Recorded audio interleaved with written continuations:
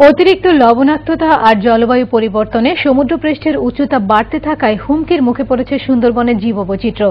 প্রকৃতির বিরূপ আচরণের পাশাপাশি মানুষ নিজেও নানাভাবে ধ্বংস করছে বাংলাদেশের গৌরব এই বিশ্ব ঐতিহ্যকে। সুন্দরবনের সংরক্ষণে তেমন কোনো উদ্যোগ নেই জীববৈচিত্র্য রক্ষার কোনো উদ্যোগ। খুলনা প্রতিনিধি মল্লিক সুধাংশুকে সঙ্গে নিয়ে আহসানুল্লাহ খন্দকারের ক্যামেরায় তাই জানাচ্ছেন রকিবুল ইসলাম মুকুল। বঙ্গোপসাগরের কূল ঘেঁষে কম নোনা ভূমি আর সমতল ভূমি থেকে ছুটে যাওয়া লাখ লাখ টন মিঠে পানির মিলনস্থলে তৈরি হয়েছে বিশ্বের সবচেয়ে বড় ও আকর্ষণীয় একক ম্যানগ্রোভ বন সুন্দরবন। 1783 সালে এক জরিপে সুন্দরবনের আকার ছিল আজকে যশোর থেকে ঝালকাঠি হয়ে কলকাতা পর্যন্ত প্রায় 25,000 কিলোমিটার, আর আজকে সুন্দরবনের বাংলাদেশ অংশের আকার মাত্র 6,000 বর্গ কিলোমিটার। সুন্দরবনে বিরল জীববৈচিত্র্য, নৈসর্গিক দৃশ্য, প্রাকৃতিক ঐতিহ্য বাংলাদেশ তথা সমগ্র বিশ্বের এক দুর্লভ প্রাকৃতিক ভাণ্ডার। অথচ পরিবেশ বিপর্যয়ের কারণে এখান থেকেই এরই মধ্যে বিলুপ্ত হয়েছে গন্ডার, বুনো মহিষ, 2 প্রজাতির হরিণ, নেকড়ে, মেছো কুমির, বনগরু ও কয়েক প্রজাতির কচ্ছপ। বিপন্ন হয়ে পড়েছে 12 প্রজাতির মাছ, 12 প্রজাতির সরীসৃপ, 29 প্রজাতির পাখি ও 21 প্রজাতির স্তন্যপায়ী প্রাণী। সুন্দরবনের বায়োডাইভার্সিটি লস হচ্ছে তার কারণ উপর থেকে যে সুইট ওয়াটার আগে আসতো সেই সুইট ওয়াটার কমে গেছে।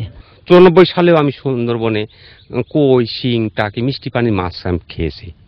এখন কিন্তু কিছুই পাওয়া যায় না।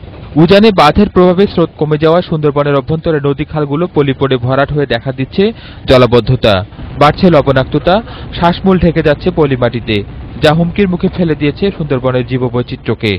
19বিংশ শতকেও সুন্দরবনে রাইনো মারা হয়েছে এবং সুন্দরবনে এই গন্ডার গুলি করে মারার রেকর্ড, হিস্টোরিক্যাল রেকর্ড একেবারে পরিষ্কার লেখা আছে। সেটা কিন্তু অনেক আগেই বিলুপ্ত হয়ে গেছে।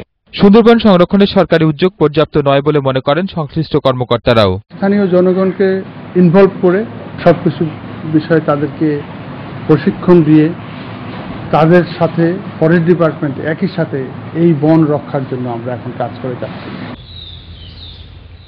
প্রলয়ঙ্কারী ঘূর্ণিঝড় সিডরের ক্ষতি কাটিয়ে উঠতে পারলেও আরেকটি ঘূর্ণিঝড় আইলার ক্ষতি এখনো কাটিয়ে মাথা তুলে দাঁড়াতে পারেনি সুন্দরবন। এখনো প্রতিনিয়ত জোয়ারের নোনা পানি এসে ভাসিয়ে নিয়ে যাচ্ছে সুন্দরবনের বিস্তীর্ণ এলাকা এবং দেখা দিচ্ছে জলাবদ্ধতা। বিশেষজ্ঞরা বলছেন এই অতিরিক্ত নোনা পানির কারণে জীববৈচিত্র্য হুমকির মুখে পড়েছে সুন্দরবনের। এই অবস্থা থেকে উত্তরণের জন্য এখনই দরকার গবেষণা আর পদক্ষেপ নেয়ার। রকিবুল ইসলাম মুকুল, বৈশাখী নিউজ, করমজল, সুন্দরবন।